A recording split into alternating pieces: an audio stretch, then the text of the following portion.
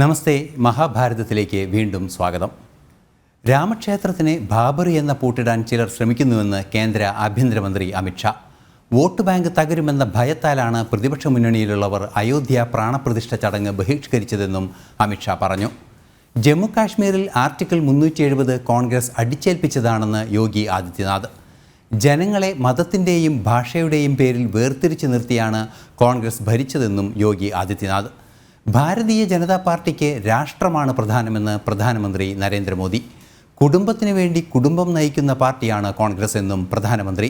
അതേസമയം കോൺഗ്രസിനെ വെട്ടിലാക്കി രാഹുലിൻ്റെ വിശ്വസ്തൻ സാം പിട്രോഡയുടെ വംശീയ പരാമർശത്തിൽ പ്രതിഷേധങ്ങൾ ഉയർന്നതോടെ ഓവർസീസ് കോൺഗ്രസ് അധ്യക്ഷ സ്ഥാനം സാം പിട്രോഡ രാജിവെച്ചു.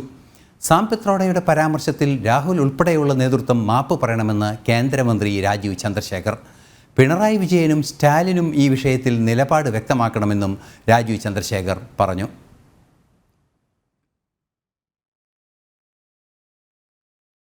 രാമക്ഷേത്രത്തിന് ബാബറി എന്ന പൂട്ടിടാൻ ചിലർ ശ്രമിക്കുന്നുവെന്ന് കേന്ദ്ര ആഭ്യന്തരമന്ത്രി അമിത്ഷാ. വോട്ട് ബാങ്ക് തകരുമെന്ന ഭയത്താലാണ് പ്രതിപക്ഷ മുന്നണിയിലുള്ളവർ അയോധ്യയിലെ പ്രാണപ്രതിഷ്ഠ ചടങ്ങ് ബഹിഷ്കരിച്ചത്. യുപിയിലെ ലഖിംപൂർ ഖേരിയിൽ നടന്ന തെരഞ്ഞെടുപ്പ് റാലിയിലാണ് കേന്ദ്ര ആഭ്യന്തരമന്ത്രിയുടെ വിമർശനം. അയോധ്യ വിഷയത്തിലെ കോൺഗ്രസ് നിലപാടിനെയാണ് കേന്ദ്ര ആഭ്യന്തരമന്ത്രി അമിത്ഷാ വിമർശിച്ചത്. രാമക്ഷേത്രം തെറ്റാണെന്ന് ചിലർ വാദിക്കുന്നു. ജനങ്ങൾ തെറ്റ് ചെയ്താൽ ബാബറി എന്ന പേരിൽ അയോധ്യയ്ക്ക് വീണ്ടും പൂട്ടിടാൻ പ്രതിപക്ഷ മുന്നണി ശ്രമിക്കുമെന്ന് കേന്ദ്ര ആഭ്യന്തരമന്ത്രി അമിത്ഷാ പറഞ്ഞു. രാം മന്ദിർ കോ ബേകാർ ബതാത്തെ മേരി ബാത് യാദ് രഖ്നാ जरा भी गलती करी तो ये राम मंदिर पर बाबरी नाम का ताला लगाने का काम करेंगे.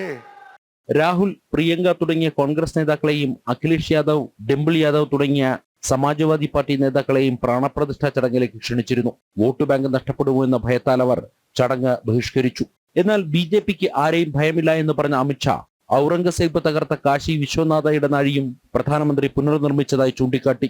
राम मंदिर की प्राण प्रतिष्ठा का निमंत्रण ये अखिलेश भैया, डिम्पल भाभी, राहुल बाबा, उनकी बहन सबको भेजा गया, मगर वो नहीं गए. क्यों नहीं गए? वो अपनी वोट बैंक से डरते हैं, वोट बैंक से डरते हैं. യുപിയിലെ ലഖിംപൂർ ഖേരിയിൽ നടന്ന തെരഞ്ഞെടുപ്പ് റാലിയിലാണ് കേന്ദ്ര ആഭ്യന്തരമന്ത്രിയുടെ വിമർശനം. ജനം, ഡൽഹി. പ്രധാനമന്ത്രി നരേന്ദ്രമോദി ഈ മാസം 14-ന് നാമനിർദ്ദേശ പത്രിക സമർപ്പിക്കും. ഇതിനു മുന്നോടിയായി 13-ന് വാരാണസിയിൽ റോഡ് ഷോയും നടത്തും. വിവരങ്ങളുമായി അമേഠിയിൽ നിന്ന് ഞങ്ങളുടെ പ്രതിനിധി ഗൗതം അനന്തനാരായണൻ ചേരുന്നുണ്ട്. ഗൗതം, ഇപ്പോൾ 14-ാം തീയതി പ്രധാനമന്ത്രി നോമിനേഷൻ സമർപ്പിക്കുകയാണ്. തീർച്ചയായും പ്രധാനമന്ത്രിയുടെ നോമിനേഷൻ എന്ന് പറയുന്നത് ഈ തെരഞ്ഞെടുപ്പിലെ ഏറ്റവും പ്രധാനപ്പെട്ട താരത്തിൻ്റെ ഒരു നോമിനേഷൻ തന്നെയാണ്. എങ്ങനെയാണ് ഈ നോമിനേഷൻ്റെ പ്രാഥമികമായ ഒരു വിലയിരുത്തൽ നമുക്ക് നടത്തേണ്ടത്? അതുപോലെ തന്നെ രാഷ്ട്രീയത്തിൽ ആ നോമിനേഷൻ ഉണ്ടാക്കുന്ന ചലനങ്ങളും.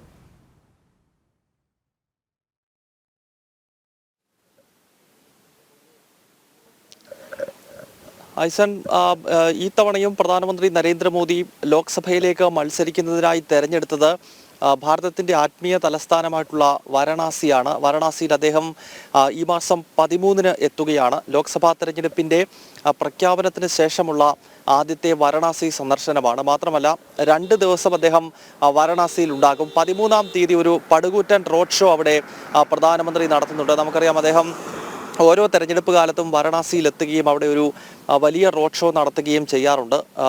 ഏതാനും ദിവസങ്ങൾക്ക് മുൻപ് മറ്റൊരു തീർത്ഥാടന കേന്ദ്രമായ അയോധ്യയിൽ പ്രധാനമന്ത്രിയുടെ പടുകൂറ്റൻ റോഡ് ഷോ നടന്നിരുന്നു. അതിനുശേഷമാണ് 13-ാം തീയതി പൂർവാഞ്ചൽ ബെൽറ്റിലെ ഏറ്റവും അവസാനത്ത് നിൽക്കുന്ന പ്രദേശമായിട്ടുള്ള വാരണാസിയിൽ റോഡ് ഷോ നടക്കുന്നത്. അതിനുശേഷം 14-ാം തീയതിയാണ് പ്രധാനമന്ത്രി നരേന്ദ്രമോദി നാമനിർദ്ദേശ പത്രിക സമർപ്പിക്കുക. ഒപ്പം UP മുഖ്യമന്ത്രി യോഗി ആദിത്യനാഥ് 12-ാം തീയതി ഞാനിപ്പോൾ നിൽക്കുന്ന അമേഠിയിലേക്കും എത്തുന്നുണ്ട്. അമേഠിയിൽ സ്മൃതി ഇറാനിയുടെ തെരഞ്ഞെടുപ്പ് പ്രചരണ യോഗത്തിൽ പങ്കെടുക്കുന്നതിന് വേണ്ടിയാണ് ഉത്തർപ്രദേശ് മുഖ്യമന്ത്രി യോഗി ആദിത്യനാഥ് 12-ാം തീയതി അമേഠിയിലേക്ക് വരുന്നത്. എന്തായാലും ഉത്തർപ്രദേശ് കേന്ദ്രീകരിച്ച് വലിയ പ്രചരണം BJPയുടെ നേതൃത്വത്തിൽ നടക്കുന്നു എന്നത് വളരെ ശ്രദ്ധേയമാണ്. 80 ലോക്സഭാ മണ്ഡലങ്ങളുള്ള UP നമുക്കറിയാം ഭാരതത്തിൽ ഏറ്റവും അധികം ജനസംഖ്യയുള്ളതും ഏറ്റവും അധികം ലോക്സഭാ മണ്ഡലങ്ങൾ നിലനിൽക്കുന്നതുമായ സംസ്ഥാനമാണ്. അതിനാൽ ഉത്തർപ്രദേശിൽ മേധാവിത്വം നേടുന്ന പാർട്ടികൾക്ക് ദേശീയ രാഷ്ട്രീയത്തിൽ വലിയ തോതിൽ സ്വാധീനം ചെലുത്താൻ കഴിയും എന്നത് മുൻകാല ഭാരതത്തിന്റെ രാഷ്ട്രീയ ചരിത്രം നമ്മെ പഠിപ്പിക്കുന്നു. അതിനാൽ എല്ലാ രാഷ്ട്രീയ പാർട്ടികളും യു.പിയിൽ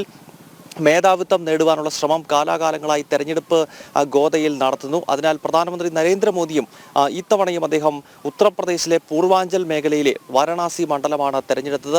അതോടൊപ്പം നമുക്കറിയാം സ്മൃതി ഇറാനി അമേഠിയിൽ മത്സരിക്കുന്നുണ്ട്. അങ്ങനെ ബി.ജെ.പിയുടെ പല പ്രമുഖ വ്യക്തിത്വങ്ങളും ജനവിധി തേടുന്ന ഒരു സംസ്ഥാനമാണ് ഉത്തർപ്രദേശ്. ആ ഉത്തർപ്രദേശിൽ 7 ഘട്ടങ്ങളിലായി വോട്ടെടുപ്പ് നടക്കുന്നു. അതിൽ അവസാന ഫേസ് നടക്കുന്നത് ജൂൺ മാസം 1-ാം തീയതിയാണ്. ആ ജൂൺ 1-നാണ് പ്രധാനമന്ത്രിയുടെ സ്വന്തം ലോക്സഭാ മണ്ഡലമായ വാരണാസിയിൽ വോട്ടെടുപ്പ് നടക്കുക. ഐസർ ഗൗതം, വേറൊരു പ്രധാന കാര്യം കൂടി ചോദിക്കാനുള്ളത്, അയോധ്യയിൽ രാമക്ഷേത്ര നിർമ്മാണം അല്ലെങ്കിൽ ക്ഷേത്രത്തിൻ്റെ പ്രാണപ്രതിഷ്ഠ നടന്നതിന് ശേഷം നടക്കുന്ന ഒരു തെരഞ്ഞെടുപ്പ്. ആ തെരഞ്ഞെടുപ്പ് അയോധ്യയിലെ ആ ഒരു സാന്നിധ്യം, രാമലല്ലയുടെ സാന്നിധ്യം, ആ സാന്നിധ്യം ആ യുപിയിലും ഭാരതത്തിൽ മൊത്തവും വലിയൊരു സ്വാധീനം ചെലുത്തിയൊരു സംഭവമാണ്.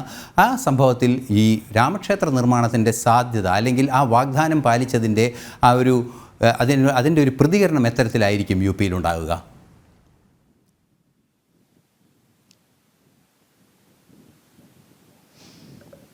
ഐസൻ, ഈ ലോക്സഭാ തെരഞ്ഞെടുപ്പിൽ ബി.ജെ.പിയെ സംബന്ധിച്ചിടത്തോളം അവർക്ക് ഏറ്റവും ആത്മവിശ്വാസം നൽകുന്ന ഘടകങ്ങളിലൊന്ന് ഏതാണ്ട് 500 വർഷത്തെ കാത്തിരിപ്പിനൊടുവിൽ അയോധ്യയിൽ രാമക്ഷേത്രം നിർമ്മിച്ചു എന്നുള്ളതാണ്. ബി.ജെ.പിയുടെ രാഷ്ട്രീയ വളർച്ചയിൽ തന്നെ വളരെ നിർണായകമായിട്ടുള്ളൊരു വിഷയമാണ് അയോധ്യ രാമജന്മഭൂമി മുന്നേറ്റം. 1980-ൽ രൂപീകൃതമായ ബി.ജെ.പി പിന്നീട് ഓരോ ലോക്സഭാ തെരഞ്ഞെടുപ്പിലും അയോധ്യയിലെ രാമക്ഷേത്ര നിർമ്മാണം ഒരു ഉറപ്പായി പ്രകടന പത്രികയിൽ നൽകുന്നത് നമ്മൾ കാണുന്നുണ്ട്. 84-ൽ വിശ്വ ഹിന്ദു പരിഷത്ത് രാമജന്മഭൂമി മുന്നേറ്റം ഏറ്റെടുത്തതിന് ശേഷം പിന്നീട് ബി.ജെ.പി 80കളുടെ അവസാനത്തിൽ അത് രാഷ്ട്രീയമായി തന്നെ ഏറ്റെടുക്കുകയും പാർട്ടിയുടെ സ്ഥാപക നേതാവായ ലാൽകൃഷ്ണ അഡ്വാനിയെ പോലുള്ള നേതാക്കൾ സോമനാഥിൽ നിന്നും അയോധ്യ ലക്ഷ്യമാക്കി രാമരഥയാത്ര 1990 സെപ്റ്റംബർ മാസം 25-ന് സോമനാഥിൽ നിന്നും ആരംഭിച്ച ആ രഥയാത്ര പിന്നീട് ബി.ജെ.പിക്ക് രാഷ്ട്രീയമായി ഗ്രാഫ് മുകളിലേക്ക് ഉയർത്തുവാൻ അത് വഴിവെച്ചു എന്നതൊക്കെ നമുക്ക് ചരിത്രത്തിൽ കാണാൻ സാധിക്കും. പക്ഷേ പിന്നീട് വാജ്പേയിയുടെ നേതൃത്വത്തിൽ 96-ലും 98-ലും 99-ലും സർക്കാർ രൂപീകരിച്ചുവെങ്കിലും അതൊരു ബി.ജെ.പി സർക്കാർ എന്ന് നമുക്ക് ഒരിക്കലും അതിനെ പറയാൻ സാധിക്കത്തില്ല. അത് NDAയുടെ സർക്കാരായിരുന്നു. കാരണം ബി.ജെ.പിക്ക് 182 സീറ്റുകൾ മാത്രമാണ് ഉണ്ടായിരുന്നത്. ഒറ്റയ്ക്ക് കേവല ഭൂരിപക്ഷം ഉണ്ടായിരുന്നില്ല. പക്ഷേ 2014-ൽ നരേന്ദ്രമോദിയുടെ നേതൃത്വത്തിൽ 282 സീറ്റുകൾ നേടി. പിന്നീട് 2019-ൽ 303. ഇത് രണ്ടും ഒറ്റയ്ക്ക് കേവല ഭൂരിപക്ഷം നേടിയുള്ള ബി.ജെ.പിയുടെ സർക്കാരാണ് രാജ്യം ഭരിക്കുന്നത്. ആ ഒരു ഘട്ടത്തിൽ ബി.ജെ.പിയുടെ ഏറ്റവും പ്രഖ്യാപിതമായിട്ടുള്ള നയങ്ങളിലൊന്നായിട്ടുള്ള അയോധ്യയിലെ രാമക്ഷേത്ര നിർമ്മാണം അതിപ്പോൾ പൂർത്തിയായിരിക്കുന്നു എന്ന് മാത്രമല്ല, പ്രധാനമന്ത്രി നരേന്ദ്രമോദി തന്നെ മുഖ്യ യജമാനനായി ഇരുന്നു കൊണ്ടാണ് കഴിഞ്ഞ ജനുവരി മാസം 21-ന് അയോധ്യയിലെ ശ്രീരാമ ജന്മഭൂമിയിൽ പുനർനിർമ്മിച്ച രാമക്ഷേത്രത്തിൽ പ്രാണപ്രതിഷ്ഠ നടന്നത്. ഈ ലോക്സഭാ തെരഞ്ഞെടുപ്പിൽ സ്വാഭാവികമായും ബി.ജെ.പി അത് ഉയർത്തി കാണിക്കുന്നു എന്നത് സ്വാഭാവികമാണ്. ഇന്നിപ്പോൾ ഉത്തർപ്രദേശിൽ ഉൾപ്പെടെ സംസാരിച്ച കേന്ദ്ര ആഭ്യന്തരമന്ത്രി അമിത്ഷാ ആണെങ്കിലും തെരഞ്ഞെടുപ്പ് റാലികളിൽ തുടർച്ചയായി സംസാരിക്കുന്ന യു.പി മുഖ്യമന്ത്രി യോഗി ആദിത്യനാഥ് ആണെങ്കിലും ഇവരെല്ലാം തന്നെ അയോധ്യയിൽ രാമക്ഷേത്രം ബി.ജെ.പി നിർമ്മിച്ചു എന്നത് സംബന്ധിച്ച് ജനങ്ങളിലേക്ക് വിശദീകരിക്കുന്നുണ്ട്. അത് സ്വാഭാവികമായും ഈ തെരഞ്ഞെടുപ്പിൽ ബി.ജെ.പിക്ക് വലിയ തോതിൽ ഗുണം ചെയ്യുമെന്ന കാര്യത്തിൽ സംശയമില്ല. ഐസൻ. തീർച്ചയായും ഗൗതം ഇപ്പോൾ ഉള്ളത് അമേഠിയിലാണുള്ളത്. സ്വാഭാവികമായും അമേഠിയിലെ വിഷയങ്ങൾ തന്നെയാണ് ഏറെ ഗൗരവമർഹിക്കുന്നത്. എന്നാൽ ഇപ്പോൾ അമേഠിയിലല്ല രാഹുൽ മത്സരിക്കുന്നത് എന്നത് മറ്റൊരു യാഥാർത്ഥ്യം കൂടിയാണ്. നിലവിൽ അമേഠിയിലെ സാഹചര്യം നമുക്കറിയാവുന്നതാണ്. സ്മൃതി ഇറാനി തന്നെ ജനം ടി.വിക്ക് നൽകിയ അഭിമുഖത്തിൽ തന്നെ വളരെ കൃത്യമായി പറഞ്ഞിരുന്നു, ഇത്തരത്തിലൊരു ധാർഷ്ട്യമാണ് അമേഠിയിൽ വീണ്ടും മത്സരിക്കുമെന്ന രാഹുൽ ഗാന്ധിയുടെ നിലപാട് എന്നൊക്കെ. അതുകൊണ്ട് തന്നെ രാഹുൽ ഗാന്ധി നിലവിൽ ആ അമേഠിയിൽ തെരഞ്ഞെടുപ്പിന് മത്സരിക്കാൻ പോലും ധൈര്യമില്ലാത്തൊരവസ്ഥയിലായിരിക്കുന്നു. എന്താണ് അമേഠിയിലെ വിശേഷങ്ങൾ? അതായത് വയനാട്ടിൽ അദ്ദേഹം മത്സരിക്കുന്നുണ്ട്. അമേഠിയിൽ നിന്ന് കഴിഞ്ഞ വർഷം തന്നെ തോറ്റ് പിന്മാറിയതാണ്. ഇപ്പോൾ റായ്ബറേലിയിൽ വീണ്ടും മത്സരിക്കുന്നു. ഈ ഒരു പശ്ചാത്തലത്തിൽ അമേഠിയിലെ വിജയ സാധ്യത എത്ര കണ്ടുണ്ട്? സ്മൃതി ഇറാനിയുടെ പ്രവർത്തന മികവ് എത്ര കണ്ടുണ്ട്?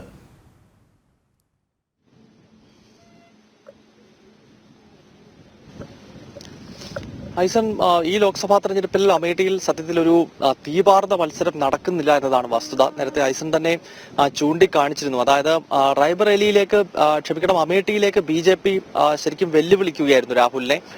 സ്മൃതി ഇറാനി പലതവണ വെല്ലുവിളിച്ചു. പക്ഷേ ആ വെല്ലുവിളി ഏറ്റെടുക്കുവാൻ രാഹുൽ തയ്യാറായില്ല. അതോടുകൂടി അമേഠിയിൽ ഒരു കനത്ത മത്സരം ഒഴിവായിരിക്കുന്നു. കാരണം ബി.ജെ.പി അല്ലെങ്കിൽ തന്നെ ഇനി രാഹുൽ വന്നാൽ തന്നെ ബി.ജെ.പി തന്നെ ജയിക്കും. പക്ഷെ ഒരു മത്സരം അവിടെ സ്വാഭാവികമായും ഉണ്ടായേനെയും. പക്ഷെ അതില്ല. ഇപ്പോൾ നെഹ്റു കുടുംബത്തിന്റെ വിശ്വസ്തനായിട്ടുള്ള KL ശർമ്മയാണ് മത്സരിക്കുന്നത്. അദ്ദേഹം ഒരു ജനകീയ അടിത്തറയുള്ള വ്യക്തിയൊന്നുമല്ല, മറിച്ച് സോണിയാഗാന്ധിയുടെ മാനേജർ ആയിരുന്നു എന്നതാണ് അദ്ദേഹത്തിന്റെ ഏറ്റവും വലിയ മികവായി കോൺഗ്രസ് ചൂണ്ടിക്കാണിക്കുന്നത്. പക്ഷേ ജനങ്ങൾക്കിടയിൽ കാര്യമായ സ്വാധീനമോ അല്ലെങ്കിൽ ജനങ്ങൾക്ക് അറിയുന്നതോ ആയ ഒരു നേതാവല്ല ഇദ്ദേഹം എന്നത് അമേഠിയിലെ ഈ ലോക്സഭാ തെരഞ്ഞെടുപ്പിൻ്റെ വാശിയേറിയ മത്സരത്തെ ഇല്ലാതാക്കിയെന്ന് വേണം നമുക്ക് അമേഠിയിൽ നിൽക്കുമ്പോൾ മനസ്സിലാക്കാൻ സാധിക്കുന്നത്. റായ്ബറേലിയിൽ രാഹുൽ മത്സരിക്കുന്നുണ്ട്. അവിടെയും BJP വലിയ വെല്ലുവിളി കോൺഗ്രസിന് ഉയർത്തുന്നു. കാരണം കഴിഞ്ഞ ലോക്സഭാ തെരഞ്ഞെടുപ്പിൽ തന്നെ ഏതാണ്ട് 1.25 ലക്ഷം വോട്ടുകൾക്ക് മാത്രമാണ് സോണിയ കടന്നുകൂടിയത്. അതിന് മുൻപുള്ള തെരഞ്ഞെടുപ്പുകളിലെ സോണിയയുടെ ഭൂരിപക്ഷം നോക്കിക്കഴിഞ്ഞാൽ അത് 3 ലക്ഷവും 4 ലക്ഷവും ഒക്കെയാണ്. പക്ഷേ കഴിഞ്ഞ തവണ ഇപ്പോൾ BJP സ്ഥാനാർത്ഥിയാക്കി നിർത്തിയിട്ടുള്ള ദിനേശ് പ്രതാപ് സിംഗ് തന്നെ സോണിയയുടെ ഭൂരിപക്ഷം വല്ലാതെ കുറച്ചിരുന്നു. അതിനാൽ റായ്ബറേലിയിൽ പോലും ഒരുപക്ഷെ BJP ഒരു അട്ടിമറി വിജയം നേടുവാനുള്ള സാധ്യത നമുക്ക് തള്ളിക്കളയാനാവില്ല. ഏതായാലും വയനാട് ഈ ലോക്സഭാ തെരഞ്ഞെടുപ്പിൽ BJP അമേഠിയിലും പ്രചരണ വിഷയമാക്കുന്നുണ്ട്. BJPയും സ്മൃതി ഇറാനിയും പ്രധാനമായി ചൂണ്ടിക്കാണിക്കുന്നത് വയനാട്ടിലെ ജനങ്ങളോട് ഇത്തരത്തിൽ രാഹുൽ 2 മണ്ഡലങ്ങളിൽ മത്സരിക്കുമെന്ന കാര്യം വ്യക്തമാക്കിയിരുന്നില്ല എന്നുള്ളതാണ്. ഇക്കാര്യം ചൂണ്ടിക്കാണിച്ചുള്ള ജമ്മു കാശ്മീരിൽ ആർട്ടിക്കിൾ 370 കോൺഗ്രസ് അടിച്ചേൽപ്പിച്ചതാണെന്ന് ഉത്തർപ്രദേശ് മുഖ്യമന്ത്രി യോഗി ആദിത്യനാഥ്. ജനങ്ങളെ മതത്തിൻ്റെയും ഭാഷയുടെയും പേരിൽ വേർതിരിച്ചു നിർത്തിയാണ് കോൺഗ്രസ് ഭരിച്ചത്.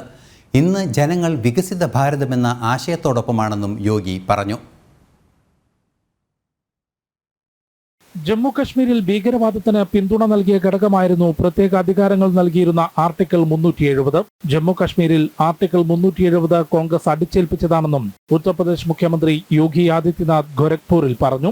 ജനങ്ങളെ മതത്തിന്റെയും ഭാഷയുടെയും പേരിൽ വേർതിരിച്ചു നിർത്തിയാണ് കോൺഗ്രസ് രാജ്യം ഭരിച്ചത്. വീണ്ടും അധികാരം ലഭിച്ചാലും മതത്തിന്റെ പേരിൽ ജനങ്ങളെ വിഭജിക്കുമെന്ന് കോൺഗ്രസ് പ്രകടന പത്രികയിൽ വ്യക്തമാക്കിയിട്ടുണ്ടെന്നും യോഗി പറഞ്ഞു. कश्मीर में धारा 370 कश्मीर एक कांग्रेस ने लगाई थी.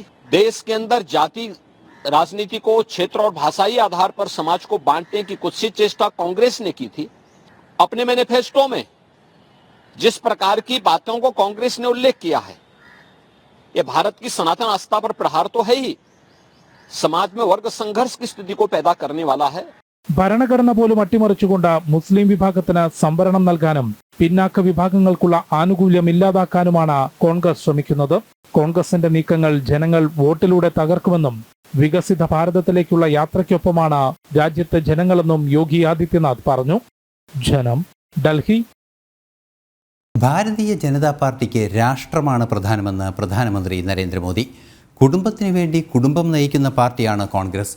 കോൺഗ്രസ് കുടുംബത്തിന് പ്രഥമ പരിഗണന നൽകിയെന്നും പ്രധാനമന്ത്രി പറഞ്ഞു. साथियों, बीजेपी हमेशा नेशन फर्स्ट, राष्ट्र प्रथम के सिद्धांत पर चलती है. जबकि तेलंगाना में कांग्रेस और BRS फैमिली फर्स्ट इस पर चलती है.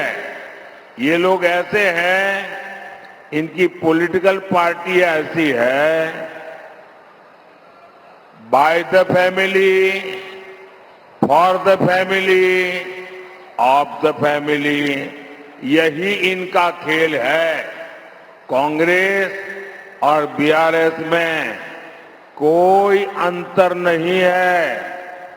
ये एक ही चट्टे पट्टे के लोग हैं, वो एक ही सिक्के की बाजू है. कांग्रेस और BRS को कौन जोड़ता है? कांग्रेस और BRS को करप्शन जोड़ता है. करप्शन. कांग्रेस BRS को जोड़ती है अपीजमेंट की पॉलिटिक्स, तुष्टीकरण की राजनीति. कांग्रेस और BRS को जोड़ती है इनका जीरो गवर्नेंस का मॉडल.